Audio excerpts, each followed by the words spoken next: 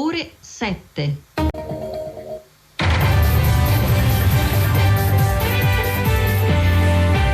GR1. Piccoli passi fuori dalla pandemia. Il sottosegretario Costa: da venerdì niente mascherine all'aperto in tutta Italia, probabile fine dello stato d'emergenza il 31 marzo. Caos 5 Stelle, il Tribunale di Napoli sospende il nuovo statuto del movimento e l'elezione al leader di Conte, che annuncia a breve un nuovo voto. Ucraina alla ricerca della de-escalation. Dopo il colloquio al Cremlino, Macron va a Kiev. Putin promette: farò il possibile per evitare la guerra. Giochi di Pechino, Arianna Fontana nella storia, l'oro nello short track è la sua 10ª medaglia olimpica, attesa per la finale del curling con la coppia Constantini-Mosaner. Calcio 2-2 tra Salernitana e Spezia nell'ultimo posticipo della 24esima giornata di A, e stasera torna la Coppa Italia, il primo quarto di finale è Inter-Roma.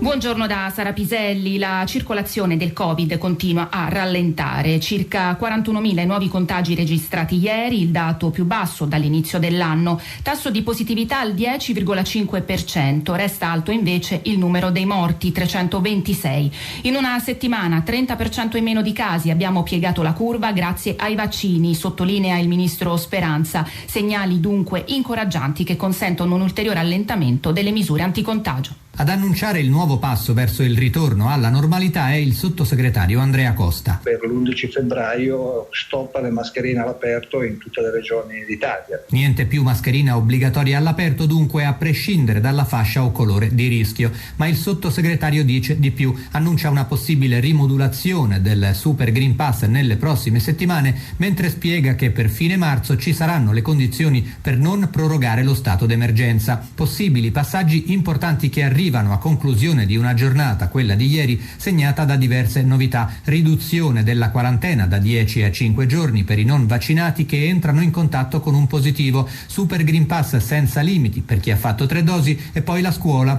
Per vaccinati e guariti, addio alla DAD, che toccherà solo ai ragazzi non immunizzati, con 2 casi in classe per medie e superiori, con 5 casi alle elementari. Per le materne invece tutti a casa con 5 positivi. Bruno Sokolovic, GR1.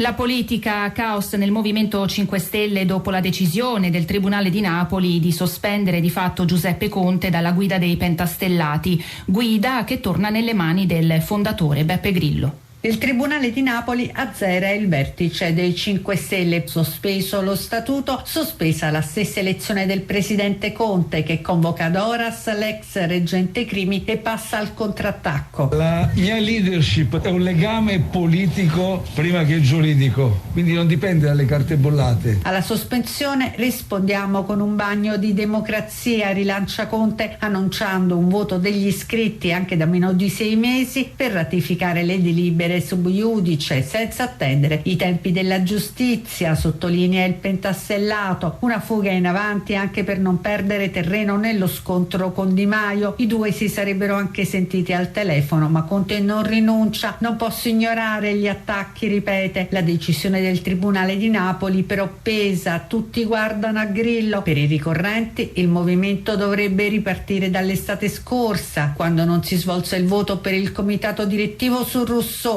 Casaleggio si fa sentire e dalla sua piattaforma chiede una guida collegiale. Sonia Oranges, GR1.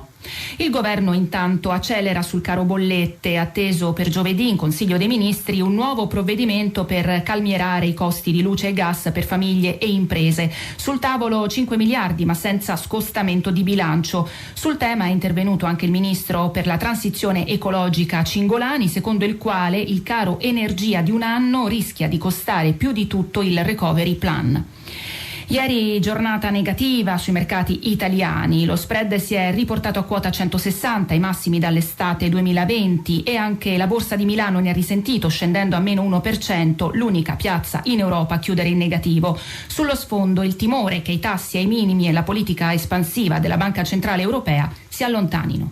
Per ora nessuna virata restrittiva della politica monetaria di Eurozona. La presidente della Banca Centrale Europea Lagarde conferma che non ci sarà un aumento dei tassi prima di marzo, cioè quando finiranno gli acquisti di titoli pubblici, ma corregge il tiro sull'inflazione. Inflation is likely to remain high in the near term. Nel breve periodo resterà elevata, ammette, ma la BCE metterà in campo tutti gli strumenti per garantire la stabilità dei prezzi spinti al rialzo dalla crisi energetica innescata dalle tensioni con Mosca, inflazione comunque destinata a tornare sotto controllo, cioè al 2%, entro il 2023, rassicura Lagarde, ma a far agitare l'Europa c'è anche la riforma del patto di stabilità. Per il commissario Gentiloni non bisogna arenarsi sul nodo debito-investimenti. Reducing high debts in a growth-friendly manner is not necessarily an oxymoron. Risanare il debito ed aumentare gli investimenti pubblici per la transizione non è un ossimoro, ha concluso Gentiloni, che continua a vedere la ripresa anche se meno vigorosa. Gelsomina Testa, GR1. Gli esteri, crisi ucraina, prosegue il lavoro diplomatico per una de-escalation, definito utile e sostanziale il lungo faccia a faccia a Mosca tra Putin e il presidente francese Macron, che oggi continua la sua missione a Kiev. Dopo 3 conversazioni telefoniche in una settimana, Macron e Putin siedono per oltre 5 ore alle 2 estremità di un lunghissimo tavolo bianco, ma a dispetto della distanza fisica, quella di vedute si accorcia un po'. Incontro utile e sostanziale, molte idee proposte da Macron possono porre le basi per ulteriori passi congiunti, concede al termine della cena il leader del Cremlino, che garantisce: farò di tutto per trovare compromessi adatti a tutti. Fra Mosca e Parigi ci sono elementi di convergenza per una de-escalation. Ne è convinto Macron, che insieme a Putin spera di costruire un nuovo ordine di sicurezza in Europa. La missione del presidente francese continua oggi a Kiev, dove vedrà il presidente ucraino Zelensky, poi Macron si risentirà con il presidente russo, infine vedrà il cancelliere tedesco a Berlino. Intanto sull'altra sponda dell'oceano Scholz alla Casa Bianca rassicura Biden sulla sintonia della Germania con gli alleati NATO. I due si dicono assolutamente uniti sulle sanzioni da infliggere alla Russia in caso di invasione dell'Ucraina, inclusa la chiusura del gasdotto russo-tedesco Nord Stream 2. Valeria Fraschetti, GR1. Ripartono oggi a Vienna i negoziati sul nucleare iraniano. Restano solo poche settimane per salvare lo storico accordo raggiunto nel 2015. Per l'Iran non potrà esserci alcuna intesa finché non saranno revocate tutte le sanzioni imposte dagli Stati Uniti. Da Washington il Dipartimento di Stato sottolinea che un accordo è in vista, ma è necessario chiudere in fretta.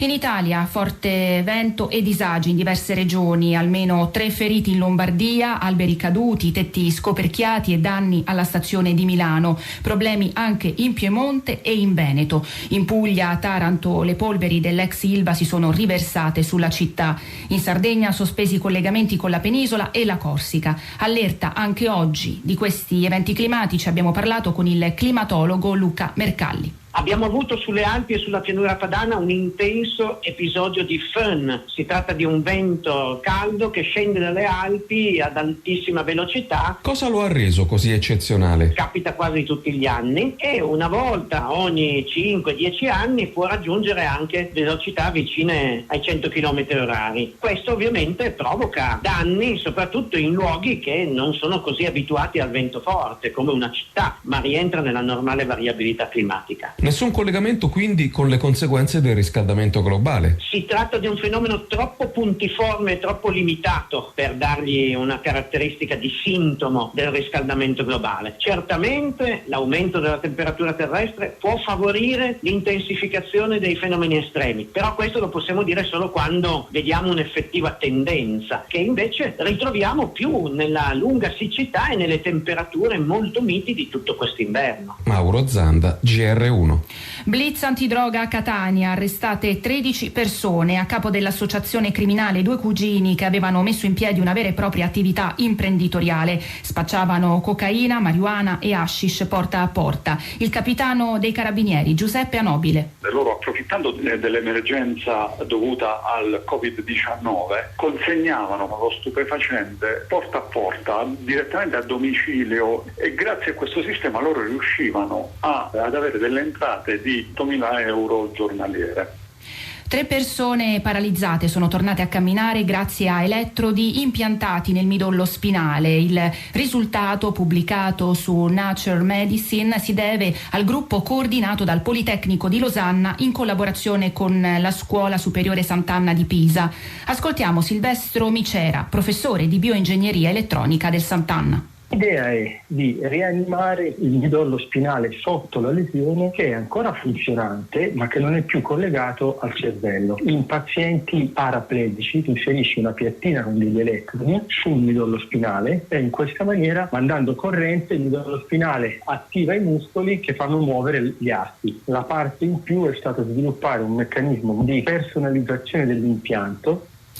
Oggi è il Safer Internet Day, la giornata mondiale per la sicurezza in rete voluta dalla Commissione europea. Tante le iniziative in tutto il paese. Alle 10 l'evento nazionale online organizzato dal Ministero dell'Istruzione per sensibilizzare all'uso consapevole della rete. Sentiamo l'intervista a Davide Dalmaso, fondatore del Movimento Etico Digitale e componente del tavolo di lavoro del Ministero sulla cittadinanza digitale. Sicuramente i ragazzi sono sempre più consapevoli, lo notiamo anche dai dati come gli episodi di cyberbullismo stessi siano diminuiti rispetto all'anno scorso. Il web è un amplificatore di talenti, un amplificatore di opportunità, un amplificatore di problemi adolescenziali molto spesso, e deve essere un qualcosa di cui si parla in famiglia. Più consapevolezza forse oggi, ma anche tanti comportamenti a rischio sulla rete. Un dato che a me colpisce è come un ragazzo su 3 non ha mai visto la privacy nei profili social.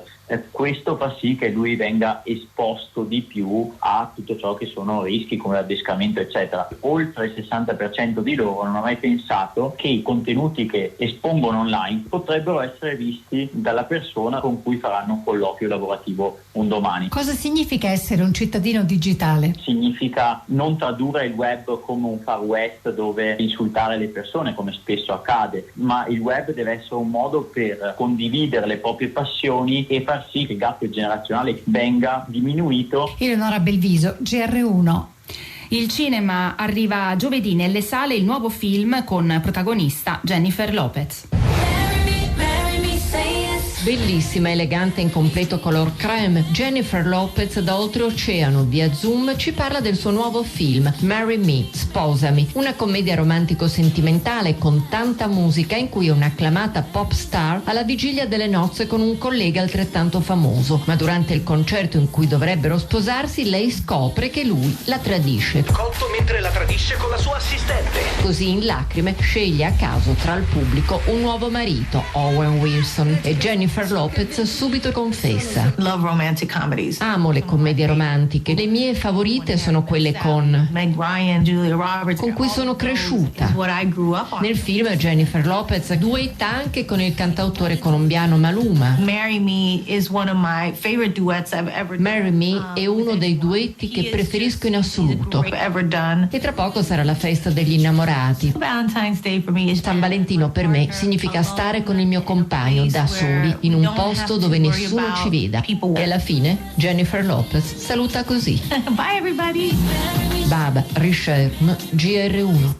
Sport, il calcio con il posticipo di campionato e la Coppa Italia che ritorna questa sera. Intanto a Pechino vanno avanti le Olimpiadi invernali. 5 medaglie sin qui a Pechino, l'unica d'oro per il momento, vinta ieri da Arianna Fontana nello short track, il patinaggio di velocità. E sono 10 i podi nella sua storia olimpica, forse la più grande del nostro sport. E oggi è già certa la 6ª medaglia italiana, grazie alla coppia del doppio misto nel curling formata da Stefania Costantini e Amos Mosaner, che all'ora di pranzo si gioca la finalissima contro la Norvegia. Intanto male stanotte gli azzurri dello sci alpino, fuori dai primi 15 nel Super G dominato dall'austriaco Mayer, ormai un mito con il suo 3° oro olimpico. Attesa oggi anche per Federico Pellegrino nello sci di fondo, così come, parlando di calcio, si attende a Milano il primo grande ritorno dell'eroe del triplete José Mourinho, che con la Roma farà visita all'Inter in Coppa Italia. Chiusa ieri sera invece la 24esima giornata di Serie A con il 2-2 dello scontro salvezza tra Salernitana e Spezia. Giorgio Matteoli, GR1. Inter-Roma di Coppa Italia in diretta alle 21 sulla nostra rete. RAI Radio 1 sono le 7:14, ora i GR regionali, poi Radio Anch'io condotto da Giorgio Zanchini, i nodi della pandemia in primo piano con il nuovo allentamento delle regole anti-Covid, ma si parlerà anche della situazione nelle scuole e del conteggio dei decessi. Spazio poi alla politica con il nuovo terremoto nel Movimento 5 Stelle, l'economia con il caro energia e dopo le 9 i 30 anni da Maastricht, la riforma del patto di stabilità. Buon ascolto, noi con il GR ci risentiamo tra poco alle 8.